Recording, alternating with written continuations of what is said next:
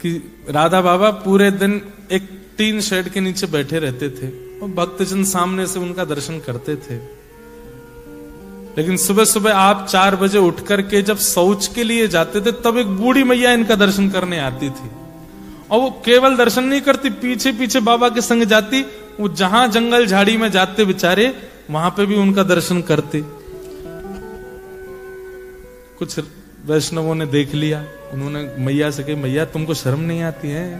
बाबा सुबह सुबह बेचारे अपने नित्य नियम में जाते हैं, तुम वहां भी उनका दर्शन करती हो, और हमने देखा तुम छुप छुप के सब जगह से दिखती हो, क्यों करती हो ऐसा? पूरे दिन बाबा टीन शेड में बैठते हैं, वहीं दर्शन किया करो। तो बूढ़ी मैया के नेत्रों से आंसू आ गए। बोले, मैं सच बताऊं, मैं बाबा को नहीं देखती।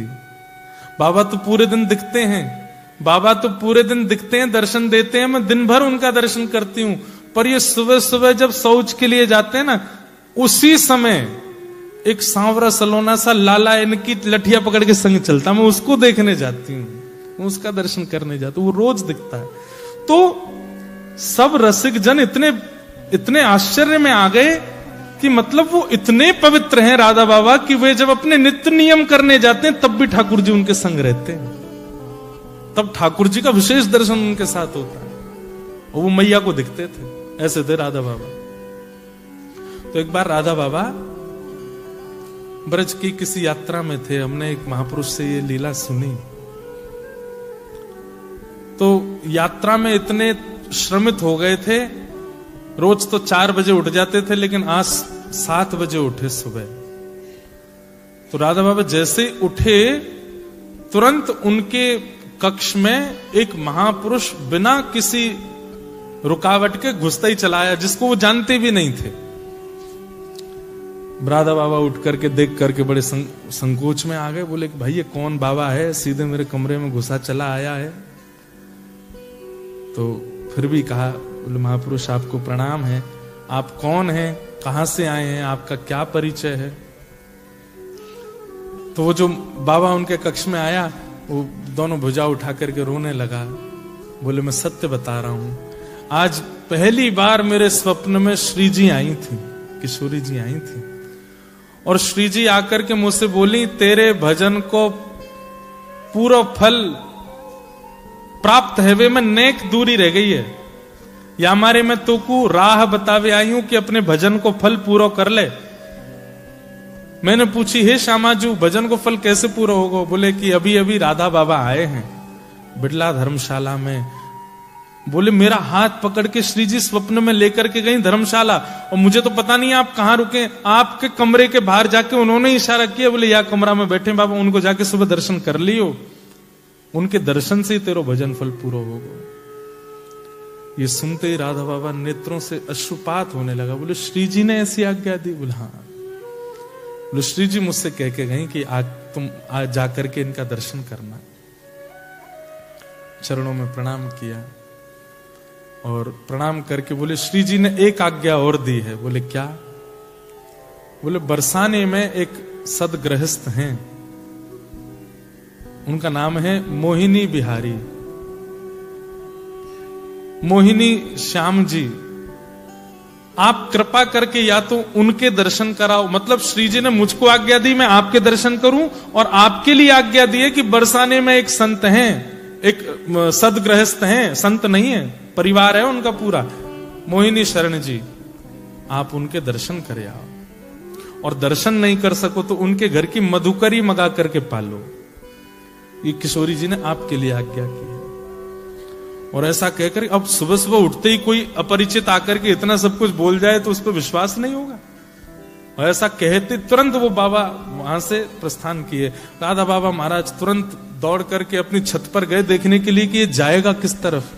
तो देखा वो दोनों भुजा उठा करके नेत्रों से अश्रुपात वृंदावन की ओर दौड़ा। उसकी स्थिति बता रही थी कि वो झूठ नहीं बोल रहा है।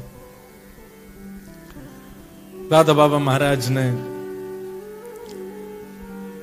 अपने कुछ सेवकों को बुलाया और सेवकों से कहा एक काम कीजिए, ऐसे करके एक मोहिनी श्याम मोहिनी जी करके, मोहिनी शरण जी करके एक सदगृहस्थ हैं बरसाने में, हम तो जाने में अभी असमर्थ हैं, पर उनके यहां की मधुकरी ले आओ, रोटी ले आओ। अपने कुछ सेवकों को भेज दिया।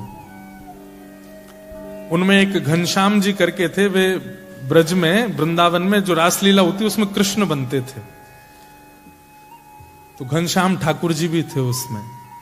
तो उन सबको भेजा, जाओ जाकर के बरसाने में कोई मोहिनी शरण जी सदगृहस्थ हैं, उनके यहां से रोटी ले आओ। अब राधा बाबा महाराज किसी के यहाँ की प्रसादी मांग रहे हैं। राधा बाबा जिनको स्वयं श्री ठाकुर जी के प्रत्यक्ष दर्शन होते थे, वो किसी के घर की प्रसादी मांग रहे हैं, तो इसका मतलब वो कितना ऊंचा होगा। ये सब लोग बरसाने गए, और बरसाने में जाकर के इन्होंने पूछना शुरू किया ब्रजवासियों से, भैया यहाँ पे कोई सदगृहस्थ है, उसका नाम मोहिनी शरण करके है। तो सब नाम सुने और सुन के हंसे। बोले क्या काम है उससे? बोले उसके यहाँ की रोटी चाहिए। बोले किसके लिए? बोले राधा बाबा के लिए। तो लोग बाग सुनकर के हंसे और सिर पकड़ करके बोले, भैया ये क्या कर रहे हो तुम लोग? राधा बाबा जैसे महान संत को उसके घर की रोटी खिलाओगे? बोले हैं कौन?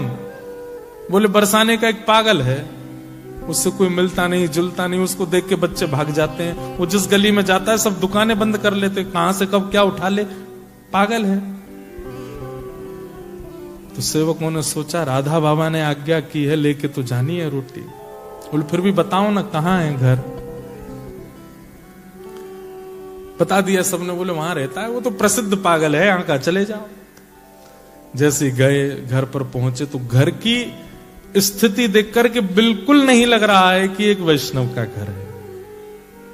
वैष्णव के घर की पहचान अलग होती है। तुलसी का पौधा तो होगा, बाहर कुछ सातिया तो बना होगा, गैया का गोबर तो रखा होगा, ठाकुर जी की सेवा घर में हो रही होगी, दिव्य अगरबत्ती की सुगंध आ रही होगी। ऐसे वैष्णवों के घर की पहचान होती है।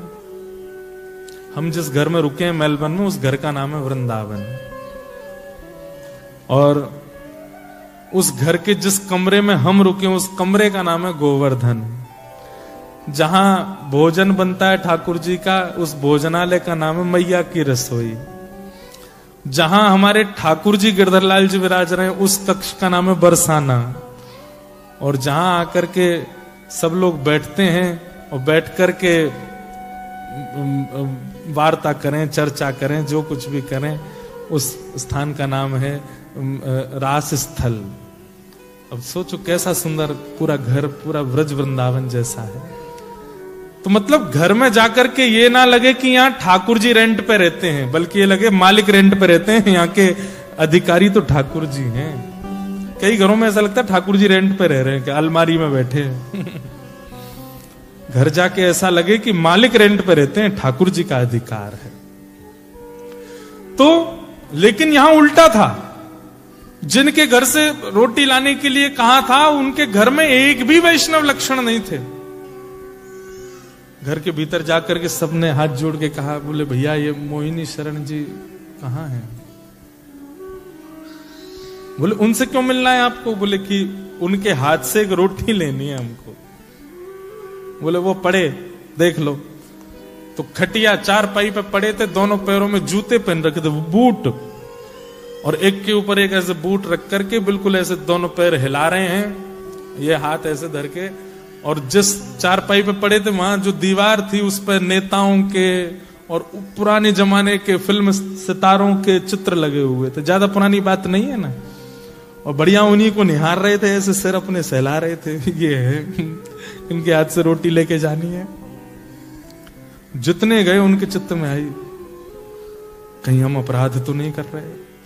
भैया एक बार बरसाने में और घूम के आ जाओ, कोई और तो नहीं है? कहीं इसके हाथ से रोटी ले जाके हमने राधा बाबा को खवाई दई, और कहीं उनके बने भय भाव जबरे नष्ट हो गए तो अपराध लगेगा हमको। ये आचार विचार से कहां से लग रहा है कि इसके हाथ की रोटी? सब जगह एक राउंड और मार के आए बरसाने में। सबने कहा नहीं वही है, एक ही है बस, और कोई नहीं है। बोले पता नहीं कैसी लीला है।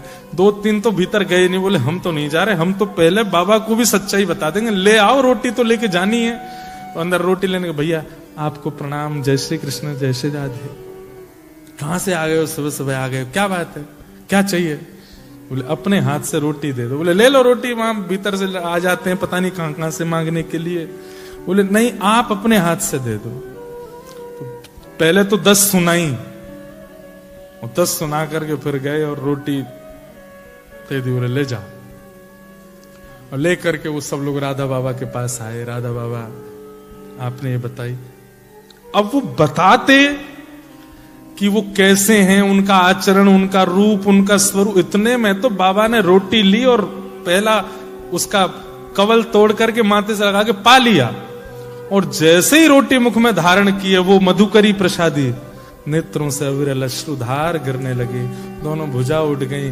किशोरी जी की दिव्य लीलाओं का अनुभव होने लगा, नेत्र लाल पड़ गए, शरीर कंपायमान होने लगा। सामने जो आया जिसके प्रति उनको अधिकार लगा, तोड़ करके उसको हाथ में नहीं दी, बोले मुंह खोलो, सीधे मुख में। और जिसको भी वो टूक पधराते जाएं उसके नेत्र बंद हो जाएं, नेत्रों से अश्रुधार, और वही श्री राधा प्रेम में प्रेम मगन होकर के झूमने लग जाए।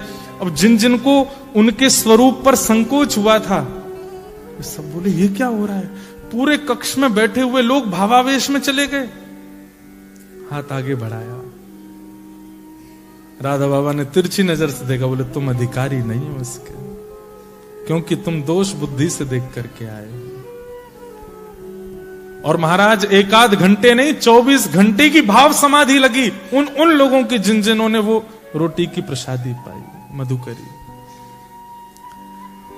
वहीं से ही बाबा ने प्रणाम किया और बाबा तो वहां से चले गए। लेकिन जो घनश्याम ठाकुर जी जो रासलीला में कृष्ण बनते थे, वो भी गए थे वहां लेने। उन्हीं के मन में पहले दोष आया कि ये कैसे भक्त हैं।